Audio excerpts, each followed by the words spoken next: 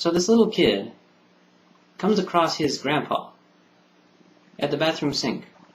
He sees him take out his dentures, run water over them, and clean them off, and then put them back in. And he's surprised and intrigued and a little entertained, too, and he asks Grandpa to do that again. Well, the Grandpa is glad to have a grandchild, a grandson, with a streak of such exuberance and enthusiasm, if that's not too redundant, and so he obliges. Again, he takes out his teeth, cleans them off, and puts them back in. And then he turns to his grandson and says, "Now what?" And the grandson thinks for a minute and says, "Now take off your nose."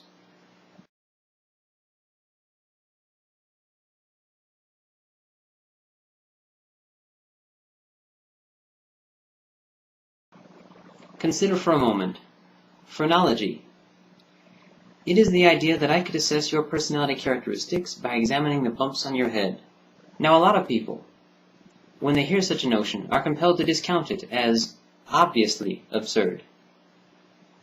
But in fact, its absurdity is not obvious. It is an absurd concept, but this is not obvious. The act of seeming obviously absurd, as a matter of common sense, goes hand in hand with the act of seeming far-fetched. But being absurd and seeming far-fetched are not the same thing. Sometimes claims which seem far-fetched at the time are later proven true. Consider, for example, the act of exposing people to one disease in order to protect them against another. Exposing people to cowpox, which tends to be symptomatic at first but usually is not fatal, protects them later in the event that they are exposed to smallpox, which otherwise usually would be fatal. How obviously absurd it must have sounded the first time someone suggested making people sick in order to protect their lives.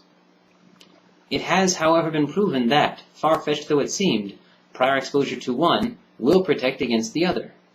Seeming far-fetched did not prevent this from being proven as fact. Phrenology, on the other hand, is a field of pseudoscience, that is to say, false science. It passes itself off as a field of science, utilizing exhaustively very scientific-sounding language, and indeed it got its start as a legitimate scientific hypothesis. But now we must recognize another difference between a legitimate hypothesis and a legitimate theory. For an idea to be a legitimate hypothesis, it must meet two criteria. First, it must explain an observable mystery. Second, it must be empirically testable. That is to say, it must be something one can test with respect to its success rate. Whereas a legitimate theory is a concept which began as a legitimate hypothesis, meaning both criteria, and now has been tested and has shown a correlation. I apologize here for an explanation which thus far is not very clear, but this clarity should improve as I continue. The scientists who first came up with the concept of phrenology made one critical mistake. They became so excited about the possibility that the idea might be correct, that in their testing they began with the assumption that the idea was correct. And so their examinations were biased. They were not empirical, but were instead anecdotal. This is what's called confirmation bias. Each time their determinations about someone's personality by this method were correct, they documented it. Each time they were not, they wrote it off as a random fluke. Thus their documentation showed a strong correlation. If, on the other hand, they had given equal documentation to all cases, as was later done by other scientists, they would have seen that these determinations were correct very little of the time.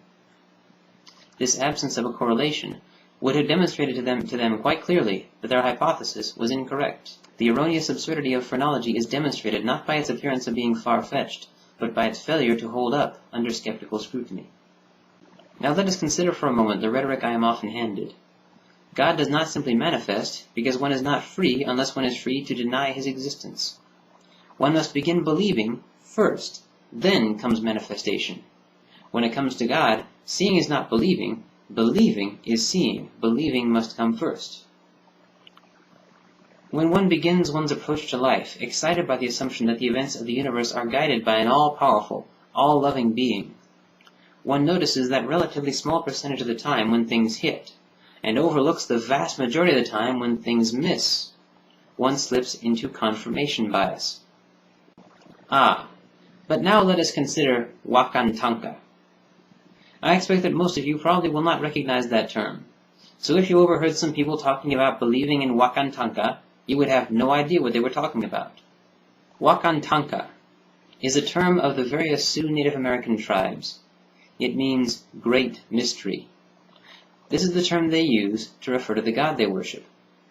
Now observe, before you heard of him, you did not have the option to believe in Wakantanka. You did not have the option of making the assumption that he exists. Nor for that matter did any European in the days before European contact with the Americas. In order to assume the existence of something, one must first have heard of that something. Now if we accept modern geology and paleontology, then Christianity has existed for 1/80th of human history. If we forego that in favor of a literal interpretation of the Bible, then Christianity has only been around for 1/3 of human history.